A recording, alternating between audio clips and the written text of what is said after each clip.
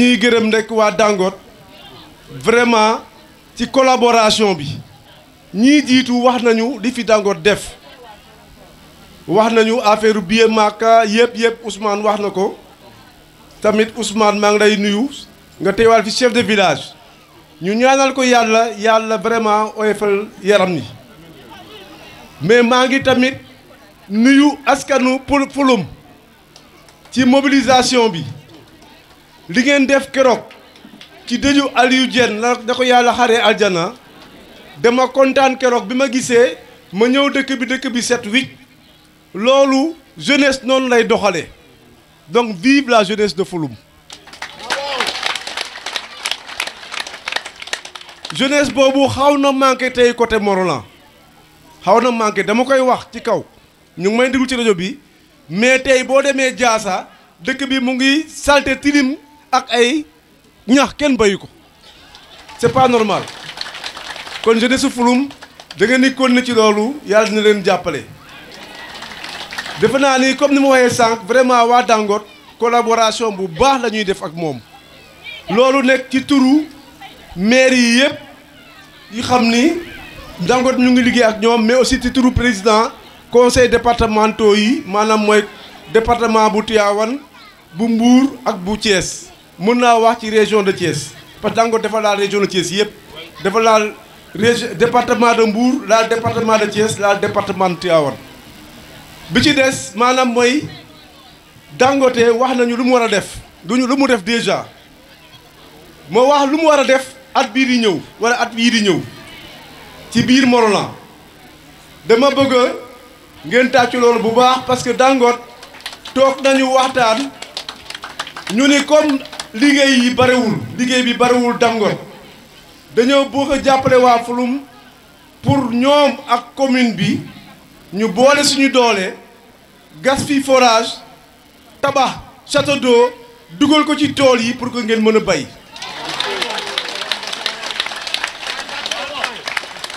projet boobu mën nañ ko lancer tey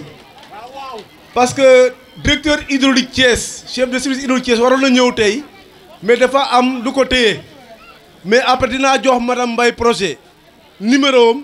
ñu jokkoo pour ñu seet fan la ñuy gas forage bi fu ñuy gas forage bi nekk amul xëccoo sama tool fu ñu koy gas mooy fii ndox mi nekk mais fu ne ndox mi dina fa dem sooba yàlla fu ñu koy gas amul maanaa dañ koy gas fii ndox mi nekk waaye ndox mi dina dem fu ne sooba yàlla parce que xam naa tuuti waa Fulum kon ñu góorgóorlu pour que Fulum gën a jëm kanam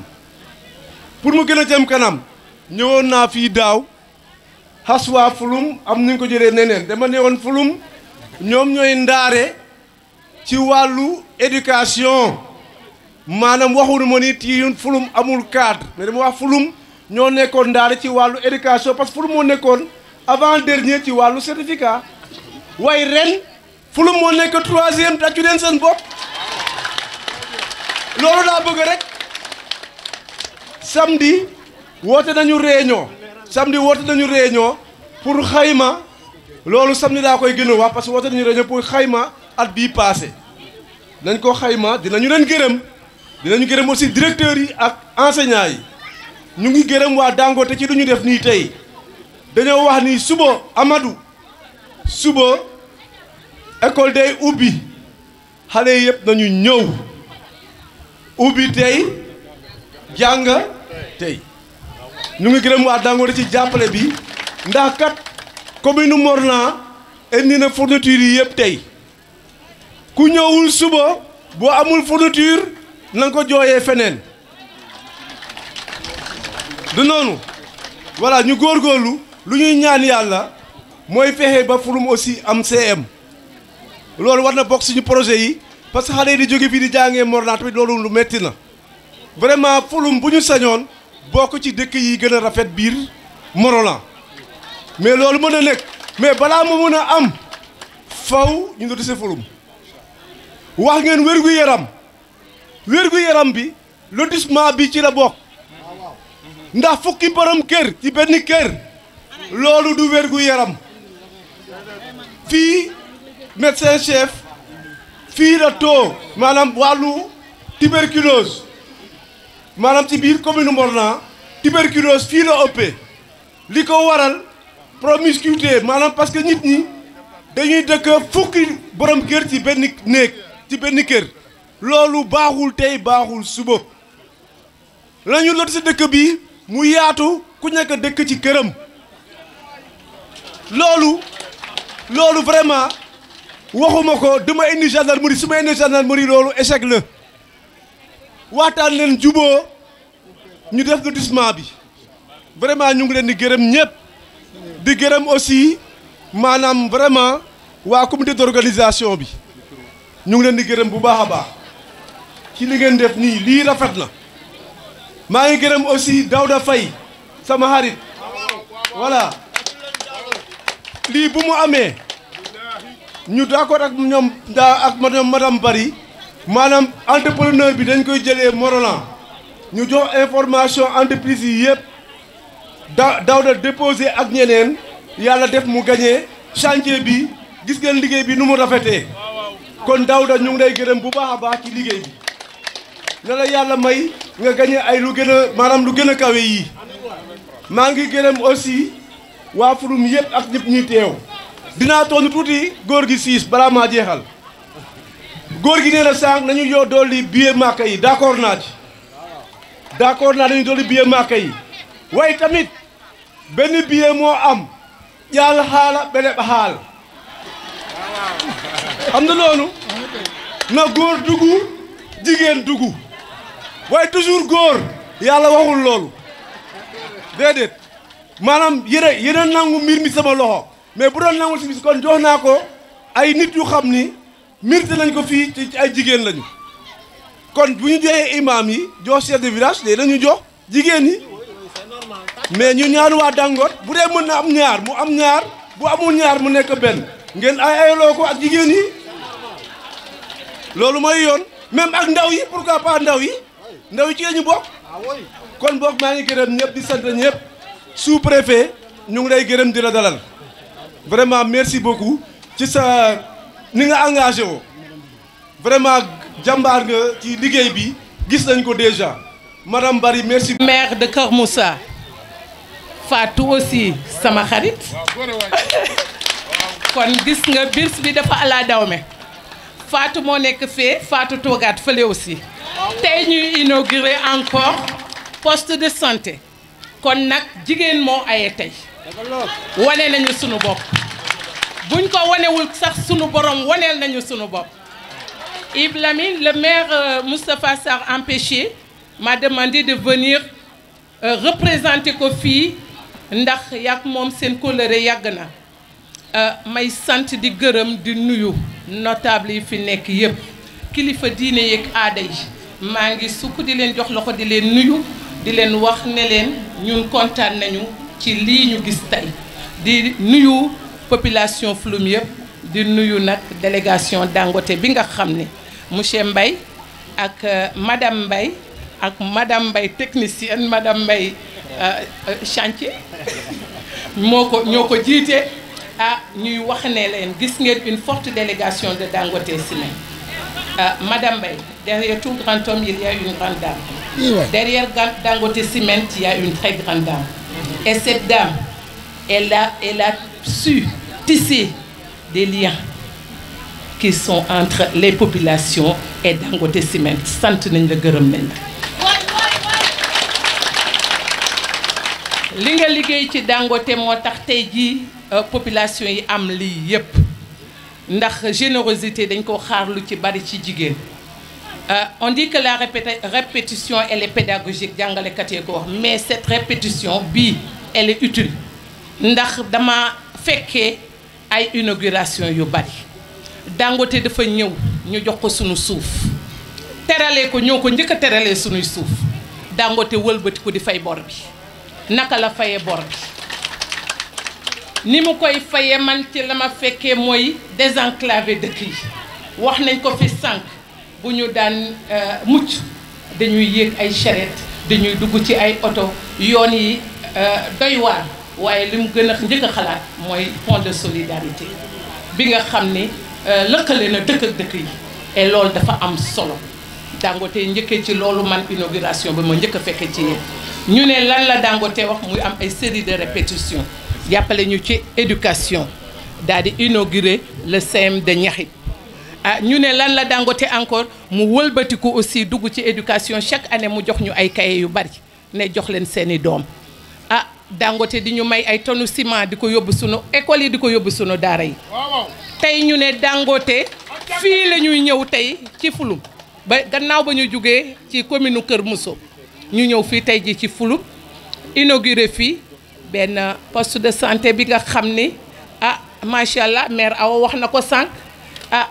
dina régler problème yu bari nee na accouchement à domicile moom daf fiy jóge bis ni ki tey kenn jëlewu ko fi Dangote ko fi jële kon sant képp kuy jigéen dañuy sant waaye lii tey ji ñun lañ ko defaree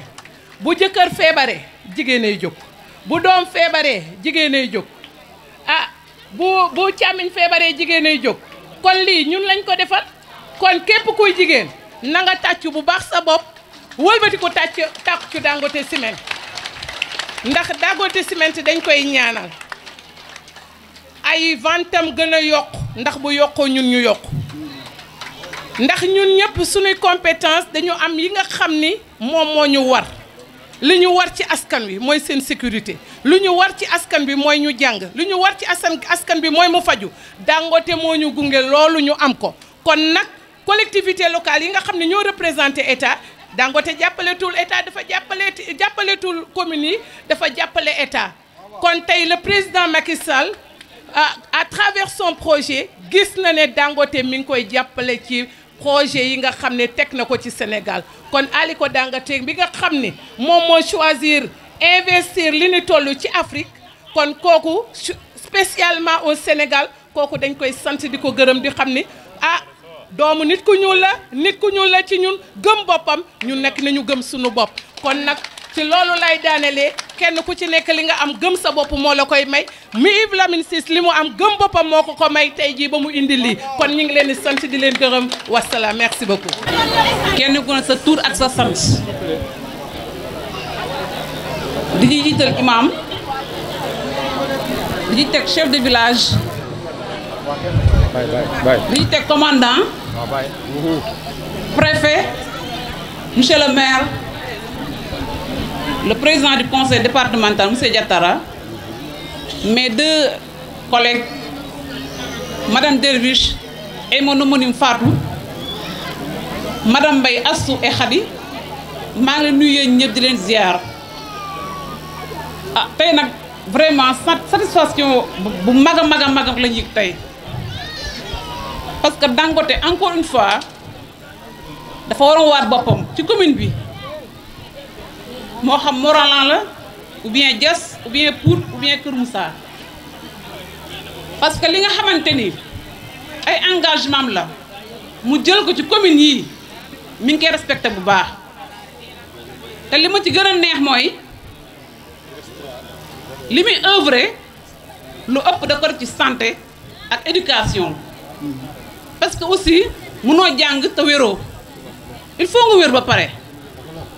boo wéree aussi pour nga avancer dans la vie il faut nga jàng ñoom tamit ñu takk seen digg bu baax ci loolu jëm ci social bu baax ku ne xam ne doomu aadama ngëm-ngëm la am moo xam chrétien nga ou bien musulman mu jàppale sa ngëm-ngëm boobu joxe ay billet Makka billet Rome tabaski bu ñëwee social bi day bari ñuy œuvre ci loolu donc ñooñu jar nañu delloo njukkal bu baax a baax a baax Dangote merci encore une fois ndax dama mës a lire une fois ci Facebook monsieur Dangote benn phrase rek mu ma retenir ci li mu wax mu marqué mu baax parce que loolu dafa jafe mu ne moom soxlawul oto bu rafet ou bien kër yu rafet soxlawul loolu li mu bëgg mooy ubbi ay entreprise nit ñi ci jariñu donc encore une fois Dangote merci beaucoup ay ko Dangote merci beaucoup ñu koy ñaanal yàlla gudd fan ak wér ba entreprise yi muy mbébét ci Afrique yàlla na yokku parce que ñun xam nañu bu yokkoon nañ ci gis suñu bopp bu baax ñu leen di gërëm bu baax di leen sant am na nag ku ma fàtte koo xam waruma ko war a fàtte ma ko waroon jiital monsieur Mbaye Ousmane nit ku baax nit ku oyof wax dëgg yàlla lépp loo xamante ni Dangote mi ngi koy def mu jëm ci commune yi mu ànd ko ak madame Mbaye ñu ngi ciy def lu ñu mën seen kantan maire nag tey ji bëggoon na ñëw vraiment mais dafa bëri audience trop instant may waxee foofu laa ko bàyyi mu ne madame la maire jéemal dem rek man bu ëllëgee incha allah dinaa dem donc loolu moo ko empêché tey jii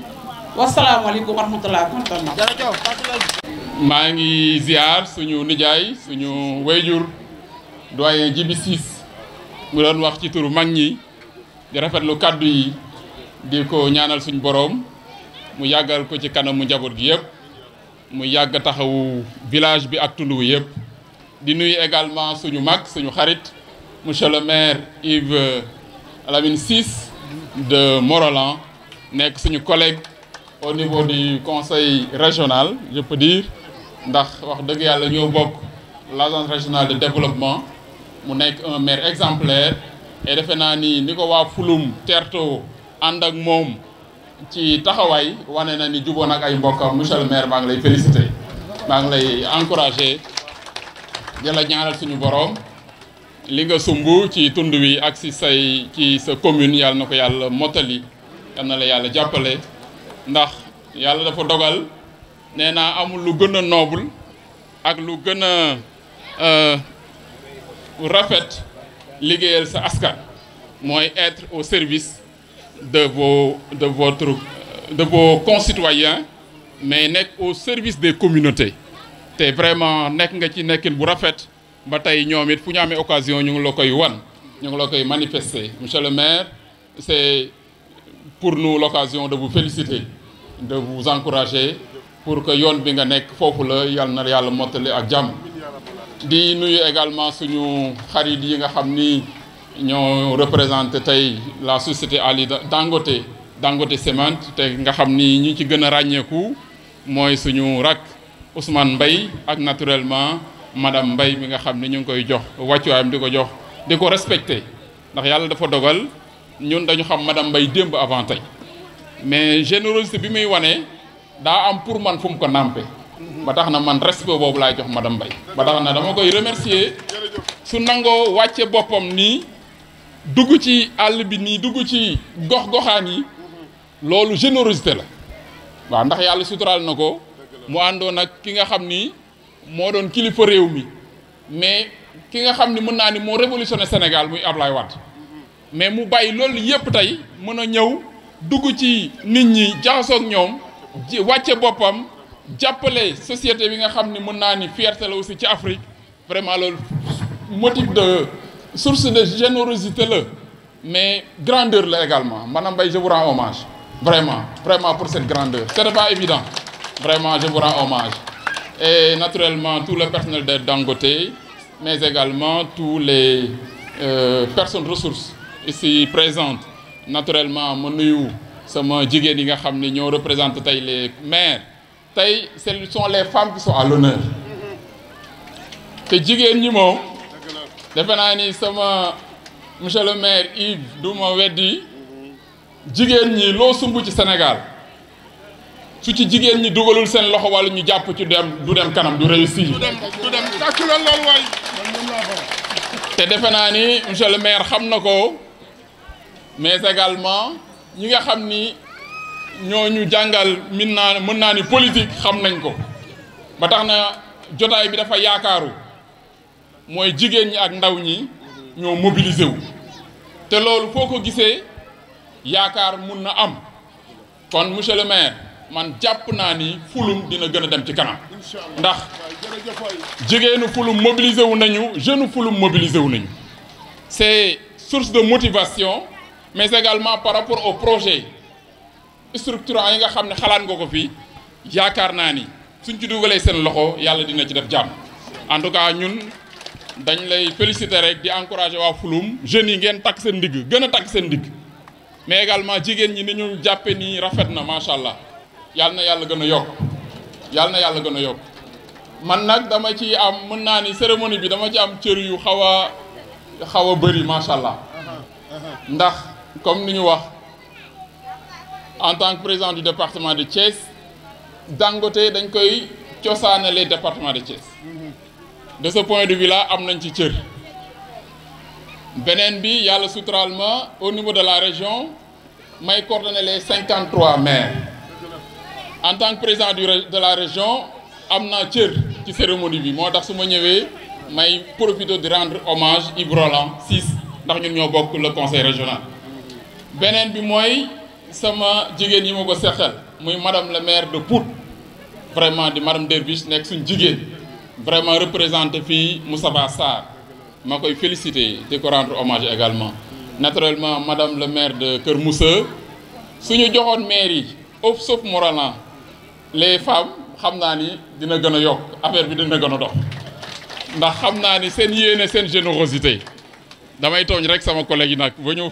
même fii monsieur le maire tu es prêt à donner à une femme ajo bismillah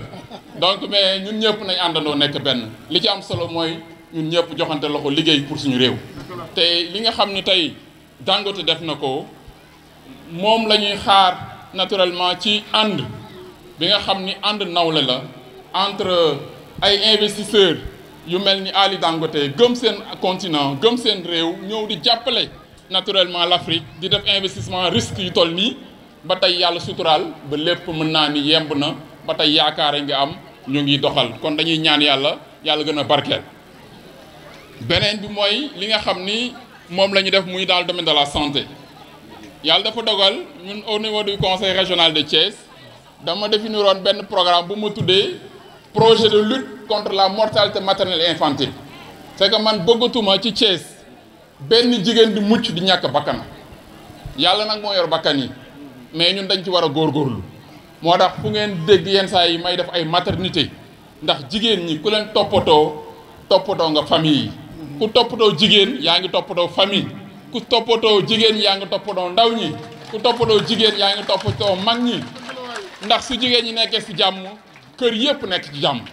ba tax na ñun projet boobu la ñuy développé te defe naa ni loolu yàlla suturaal nañu defe naa ni madame Mbaye c'est l'occasion pour nous de vous féliciter pour la maternité de Pout.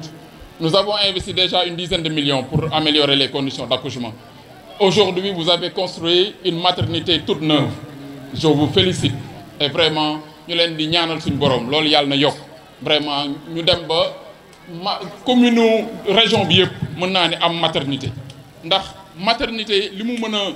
ba au-delà d'un poste de santé li mu mën a jàppale surtout ci jigéen ñi ak xale yu ndaw yi kenn xamul nu mu toll ba tax na loolu dañ leen di féliciter ci li ngeen réaliser fii donc di ci féliciter nag suñu mag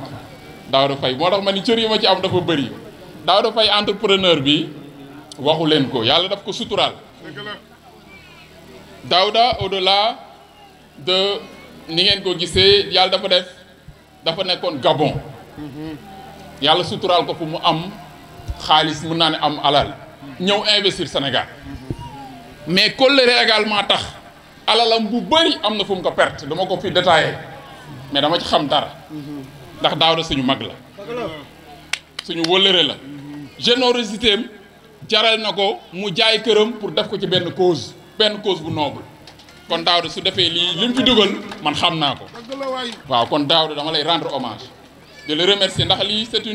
c'est une surprise mën naa ni agréable bu ma ñëw découvrir tey ndax xaw ma woon ni yaa gagné marché bi exécuté ko vraiment ba mu toll fii c'est une fierté pour Morolan pour Thiès vraiment je vous rends hommage ak ma nièce mon assistante bi nga xam daf may daw donc gisatuma ko donc pour vous dire que vraiment cër yi macha allah mais également j'en profite pour encore une fois féliciter Dangote et lui dire que ensemble comme li séeréer yi di wax ñu boole suñuy déem ak suñu sump ak suñuy déem ñu boole ak suñuy daxaar madame le maire de Kër Moussa cette année inchallahu rabbi 2019 cette année le conseil départemental ren monsieur le sous-préfet ren la ñuy boucler le lycée de Kër Moussa Kër Moussa lycée bi ren la koy conseil départemental di boucler seconde yi xam na inauguré nañ ko le marché pour les 4 salles de classe mooy les premières et les terminales signé naa ko enregistré nañ ko au niveau de la DCMP pour vous dire que le conseil départemental de Thiès li nga xam ni Dangote nga koy def ñu nga koy àndandoo ñun ñëpp ak l'État pour que nos populations au niveau de Thiès nekk dans les meilleures conditions pour suñu doom yi jàng pour ëllëg ñu mën a nekk les cadres du Sénégal yi nga xam ne ñooy relever les défis du développement. tàccu leen waay. mais également pour que suñu jigéen ñi suñu yaay yi suñu jigéen ñi suñu mag ñi nekk dans les conditions pour mën di dund de manière paisible ak dal mais également kenn du amati njàqare ci fan lay muccee ci fan lay demee consultation doomam ci fan lay defee lii te lii nga xam ne Dangote tey def na ko mooy li nga xam ne ñu ngi koy def maire yi di ko jéem te Dangote day ñëw dugal ci loxoom ñu koy rafetlu di leen ci sant di ñaan loolu yàlla na yokk yàlla na yàlla gën a barkeel en tout cas ñun au niveau de Madame Mbaye cette année on va vous accompagner parce que Ngomen est à côté de vous. Cette année, le conseil départemental a prévu de construire un poste de santé à Ngomen. Le marché aussi est en dépouillement. Le secrétaire général est là derrière moi. Ça, nous le faisons simplement pour vous dire que c'est en mutualisant nos efforts que nous réussirons à mettre les conditions, à définir, à avoir les meilleures conditions de vie des populations environnantes de votre usine de travail. Pour que aussi le stress, la pression sur vous diminue. Parce que nous estimons que c'est un investissement important qu'il faut capitaliser, qu'il faut sécuriser, mais également vous permettre de travailler en toute sérénité. En tout cas, le conseil départemental de Thiès vous félicite, vous accompagne pour que cet investissement soit rentable, mais également qu'elle soit bénéfique à toute la population de la région de Thiès. En tout cas, ce sont ces propos vraiment que je voulais dire simplement pour féliciter encore une fois Dangote, féliciter Yves Roland, rendre hommage, mais également les maires qui, de manière en toute intelligence, ñu ngi ànd ak Dangote di liggéey pour que population yi mën a gis seen bopp ci usine bi, mais également accompagner Dangote pour que investissement bi mu def mu mën a rentable, mu bañ ko regretter, au contraire mu rentable ba mu investir dans d'autres secteurs. En tout cas ñun loolu lañ leen di ñaanal ñu ngi daje maa ngi tàmbale ci nuyoo bi di ko teg ci loxo monsieur le sous-préfet de Pambal, teg ci monsieur le maire de Morolan Yves Lamine Ciss, teg ci monsieur le président du conseil départemental de Thiès, mon ami et frère Diatara, teg ci madame le maire, madame l'adjointe au maire de Keur Moussa, teg ci madame l'adjointe au maire de Pout. maa ngi nuyu tamit kilifa diine yi ak kilifa aada yi yu toog ci tànt bi yëpp, di nuyu waa village Fulum, chef teg ko ci chef de village ak mbooloo mi fi teew yëpp. bésu tey bi bésu mbégte la, bésu mbégte la ndaxte dañ fi ñëw tey ànd ak délégation bu am doole. Monsieur le directeur général Luc Alterman yónni ñu,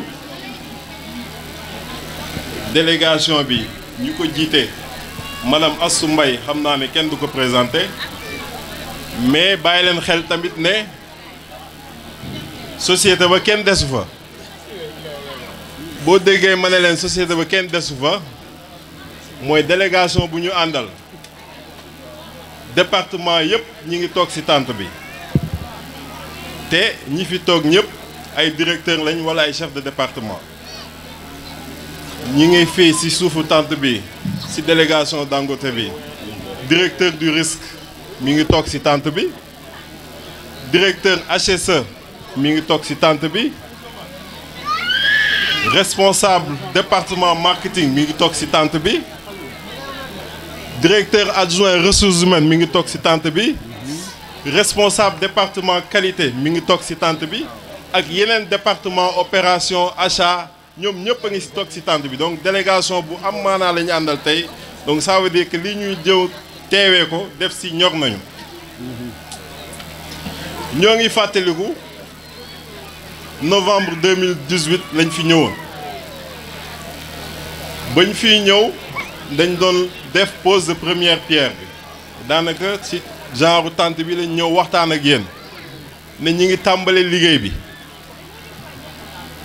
liggéey bi mooy ñi ngi def pose de première pierre te affaire bi tàmbalewul foofu fu mu tàmbalee mooy dañu teg lu ñu wax benn cadre de concertation ak communes yi cadre de concertation boo xamante ne communes yi ñu wër yëpp dañuy waxtaan ak ñoom pour xam lan mooy seen priorité ba ñu waxtaanee ak monsieur le maire Yves Lamine Ciss muy maire Morolan si la ñu wax ne ñoom seen priorité mooy ñu defal leen poste de santé fii ci Pulum ba ñu waxtaanee ba juboo ba signé convention yi si lañ ko ne léegi liggéey bi daal ñun bu ñu sañoon ku koy def dëkk ci dëkk bi te loolu moo waral liggéey bi demee nu mu demee maa ngi profité ci occasion bi aussi di profité di gërëm entrepreneur bi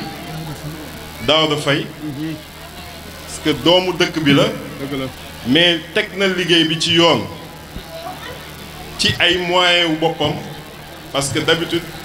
ñun bu ñuy liggéey ak entrepreneur yi dañuy am jafe-jafe pour tàmbale liggéey bi te joxuñu leen avance te ñun comme que duñu joxe avance mais moom góorgóorlu na ba liggéey bi teg ko ci yoon ba délai yi ñu ko doon laaj yëpp respecté na ko ba ñu mën ko ñëw tey jii di inaugurer poste de santé bi liggéey bi tamit dafa am ñu ci jàpp muy madame Khady Mbaye madame Khady Mbaye dama bëgg nag mu jóg taxaw yi ñëpp ngeen xàmmee ko ndaxte moom mooy responsable département civil Dangote donc moom moo doon superviser liggéey bi pour ñu teg ko ci yoon daanaka loolu sax mun nañ ne du liggéeyam ndaxte moom Dangote lay xëy mais comme que lii daf ñoo ñor moo tax dañu teg benn responsable civil pour mu toppatoo di xëy di ñëw di xool fu ñu toll ci liggéey bi et tout donc ñu ngi koy remercier ci taxawaay bu mu am ci liggéey bi poste de santé bi nag am na benn bureau infirmier benn salle d'observation benn salle d'injection benn hall d'attente benn pharmacie benn magasin ak ñetti toilettes te toilettes yi tamit toilette personnel bi ci la bokk poste de santé bi tey ñu ngi koy inauguré mais bi yaboo ngeen xam tamit ne ñi ngi liggéey ak yeneen communes yi il y a un mois de cela inauguré nañu CMU Ñaaxib bu subaa incha allah bu neexee yàlla ñu ngi leen di invité yéen ñëpp nañu inauguré maternité bu Pout.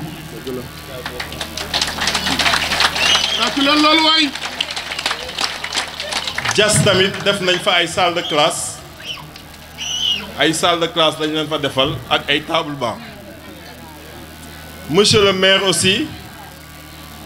ci ouverture des classes bi andil nañ ko 3000 cahiers pour jàppale ko ci 3000 cahiers yi nga xam dina ko mën a séddale ay élèves am loolu ñoo ko jàppale monsieur le maire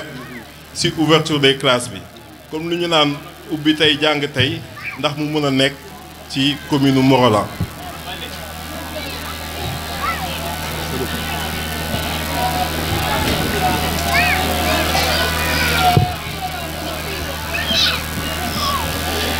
léegi nag li ñu tàmbali nii du fi yem ndaxte cadre de concertation bi dafay wëy ndaxte lii jeex na mais je pense monsieur le maire junj na ko sànq ñu ngi waxtaan ak moom encore pour xool yeneen projet la mën a andi pour ñu mën ci liggéey ci année yi di ñëw ndaxte ñaari volet yu am solo loo xamante ne Dangote da ciy yëngatu bu baax ci RSE bi muy éducation ak santé parce que boo leen xoolee Pout maternité ci santé la Fulum poste de santé ci santé la Ñaaxit CM bu ñu fa def éducation Diass salle de classe yu ñu fa def volet éducation donc ñaari volet yoo xamante ne ay volet yu am solo la ci RSE bi te ñu ngi ciy jéem ndaxte comme nuñ doon def parce que sànq ñu ngi koy wax Dangote bu mu commencé yëngatu ci RSE boobu projet lañ nekkoon daanaka benn sac de ciment génnagul woon ci usine bi ñu leen doon dimbali ci ay wàllum billet màkk donc maa ngi dégg sànq monsieur le maire di tooñ effectivement defe naa ba ñuy seddoo billet yi sax maa ngi ko doon fàttali ndaxte li ma seetlu mooy ay góor rek ñooy ñëw newoon naa nag fexe leen déwén incha allah bu neexee yàlla comme parité bu ñuy wax ñuy dem ak màkk ak Rome yëpp nekk ay jigéen kese.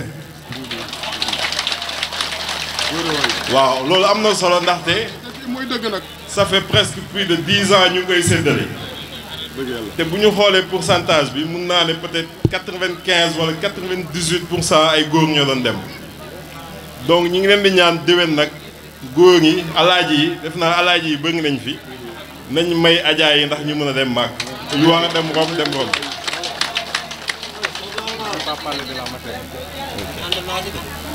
donc dañuy tënk wax ji ndaxte nit ñi am nañ ay yitte te mi ngi commencé guddi te di leen remercier te xam ne Dangote ak moo. donc ñi ngi nuyu ñëpp ñi fi teew di jiital ci nuyu bi le sous-préfet de Pambal di nuyu le maire ak les représentants des collectivités territoriales yi fi nekk di nuyu kilifa dëkk yi fi nekk yëpp jiital ci imam di saluer mobilisation wu dëkk bi gis nañu mobilisation dëkk bi ak enthousiasme bi ñu wone pour teeru gan yi donc ñi ngi wone effectivement que infrastructure bi ñu leen defaral soxal na leen te lu ñu soxla woon la donc ci loolu rek laa leen di ñaan ñu jàpp ko xam ni du investissement bu du yomb que ñi bëgg structure de santé ñi bëgg poste de santé bëri nañu te du ñëpp ñoo ciy mën a jot su ma paree ci loolu damay sant monsieur le maire monsieur Ciss parce que man damay sawar di ñëw ci activités yi nga xam ni daf koy organiser ndax gis naa ni mu impliqué wu ci activité wu santé yi nga xam ne mi ngi am au niveau de la commune donc dafay jël rek en ce moment xam lan mooy responsabilité am dans le cadre de l'acte 3 de la décentralisation ma gis ni effectivement lu jëm ci wàllu wér-gu-yaram lu ko soxal la moo tax damay sawar saa yu ma woowee ma ñëw taxaw jàppale ko leneen li mooy maa ngi koy jëmale ci wàllu Dangote mu jëm ci responsabilité sociétale d'entreprise ñi ngi gis actuellement bëri na ay entreprises yoo xam ni am nañu lu ëpp loo xam ni Dangote am na ko te jàppalewuñu zone yi nga xam ni foofu la ñu nekk jàppalewuñu leen noonu te su ma gisee présence actuellement président conseil départemental Thiès l'adjointe au maire de Pout et celle de Kër Moussa ma gis lëkkaloo bi nga xam ni Dangote am na ko ak ses collectivités territoriales ba ñoom gis nañu seen bopp ba saa yu ñu leen invité ci li nga xam ni dafay dëgëral li nga xam ni Dangote mi ngi koy def ñu ngi ciy taxaw donc di saluer encore une fois liggéey bi nga xam ni Dangote mi ngi koy def mu jëmale ko ci wàllu santé et ci loolu maa ngi ciy sant madame Mbaye ingénieur parce que ñëw naa fi visiter poste bi fekk ko fi mu wone aussi pas-pas bu rëy pour que liggéey bi jaar yoon ci noonu aussi toujours pour gën a ñoŋal liggéey bi nga xam ni moom la ñuy def fii gis nañu bi ñuy ñëw accès bi ni mu xawee metti entre Mont-Rolland ak Fulum donc li ñaan Dangote nu ñu mën a def rek ba jàppale poste bi ci wàllu ambulance pour mën a évacuer malade yi donc ñi ngi wax sànq luy jéemale luy mën a rendre fonctionnel rapidement la structure donc man ak monsieur le maire depuis bi ma visité structure bi ñu ngi ci doon commencé di ci wax ba yàggul noonu rek maire aussi sédéroon na ma toujours par rapport ak équipement bi donc ñu ngi ciy dox dinañ continuer di ci dox ba rapidement ñu rendre fonctionnel structure bi encore une fois di ñaan population Fulum ñu def ko seeni mbir ba ki nga xam ni tabax na ko fii mu sawar mën fee defaat leneen ci loolu maa ngi leen di sant di leen gërëm merci.